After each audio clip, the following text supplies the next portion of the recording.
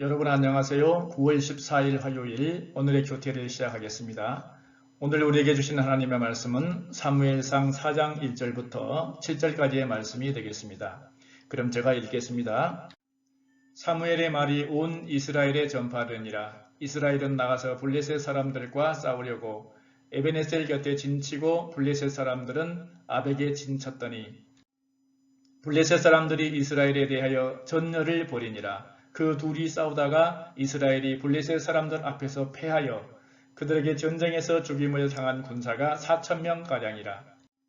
백성이 진영으로 돌아오매 이스라엘 장로들이 이르되 여호와께서 어찌하여 우리에게 오늘 블레셋 사람들 앞에 패하게 하셨는고 여호와의 언약궤를 실로에서 우리에게로 가져다가 우리 중에 있게 하여 그것으로 우리를 우리 원수들의 손에서 구원하게 하자 하니 이에 백성이 실로의 사람을 보내어 그룹 사이에 계신 만군의 여호와의 언약궤를 거기서 가져왔고 엘리의 두 아들 홈니와 비느하스는 하나님의 언약궤와 함께 거기에 있었더라.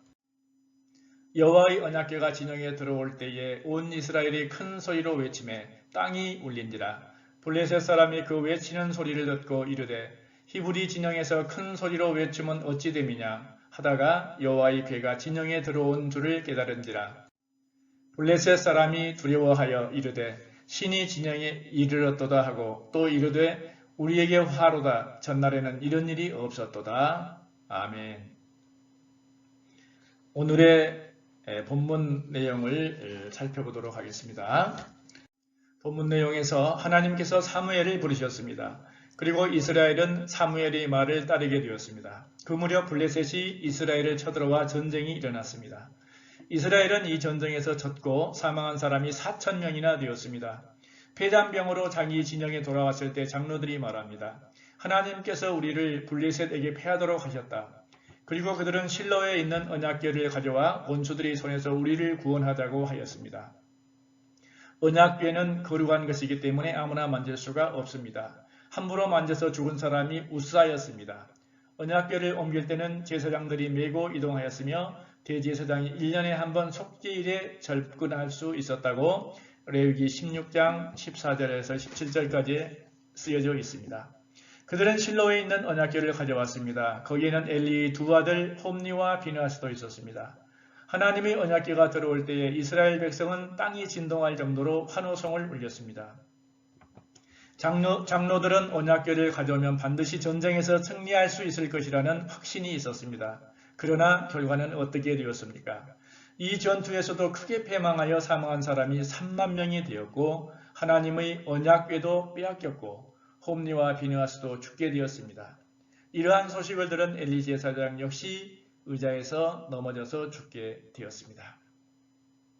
그럼 여기서 우리는 이 전쟁에서 이스라엘이 패배하게 된 이유를 찾아보도록 하겠습니다. 첫째, 사무엘을 세웠지만 하나님의 말씀이 사라졌습니다. 이 전쟁에 하나님의 명령이나 지시가 나타나 있지 않습니다. 그러므로 그들은 하나님의 말씀이 그들 가운데 있지 않다고 보아야 합니다. 둘째로 장로들이 마음대로 언약궤를 이용한 것입니다.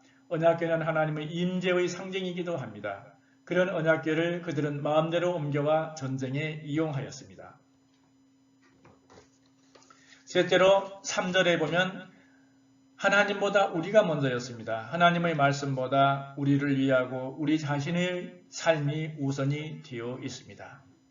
그러면 이러한 내용을 가지고 우리의 삶 속에 적용해 보도록 하겠습니다. 나의 마음속에 하나님의 말씀이 살아있습니까? 나의 마음속에 하나님의 말씀이 살아있기 위해서는 하나님의 말씀을 읽고 말씀을 애우고 말씀을 묵상하며 말씀이 나의 마음을 지배하고 있는지 점검해 보아야 합니다. 자신의 유익만을 위한 믿음을 갖고 있지 않는가 살펴보겠습니다.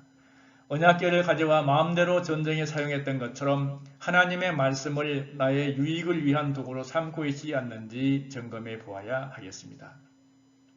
그러므로 오늘 하루도 우리 중고등부 친구들이 하나님의 말씀 안에서 참다운 믿음으로 살아가려고 노력하는 하루가 되기를 간절히 소망합니다. 기도하겠습니다. 사랑의 아버지 하나님, 오늘 주신 말씀처럼 하나님의 말씀이 나의 마음속에 함께 하기를 기도합니다. 우리 중고등부 친구들에게 자신을 위한 삶이 아니라 하나님을 생각하며 살아가는 하루의 삶이 되기를 기도드립니다. 하나님의 말씀으로 참 믿음이 마음속에 심어져서 아름다운 믿음의 싹스로 자라나기를 간절히 기도드리며 살아계신 예수님의 이름으로 기도드립니다. 아멘.